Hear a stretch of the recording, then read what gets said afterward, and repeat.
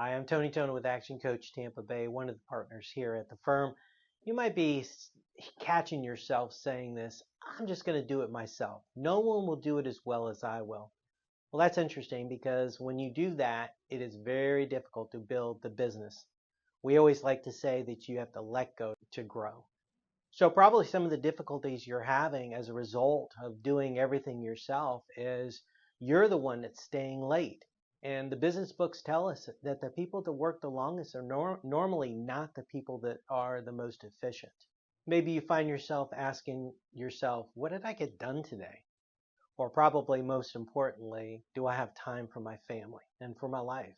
We had a client that learned that they needed to let go to grow. And the interesting thing is they were an extreme control freak, and they'll be the first one to admit it.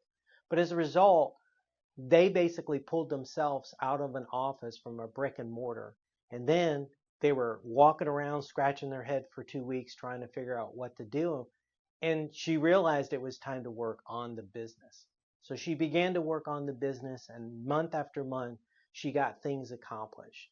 And in her late 20s, she put that business up for sale, and she got a bid of $1 million, and she accepted it. So how did she do that? Well, step one is you have to delegate, not abdicate.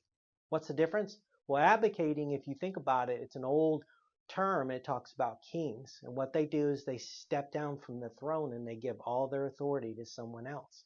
So many times business owners give that authority to somebody and expect them to do what needs to be done. Well, you have to inspect what you expect, and delegation requires that, puts monitoring in place to ensure the things get done the way they need to get done.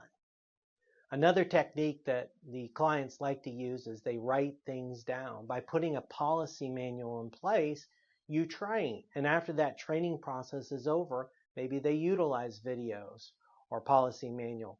When something happens and they have questions, rather than going back to the business owner and bugging them, they can go back to the training manual and get that information that they need.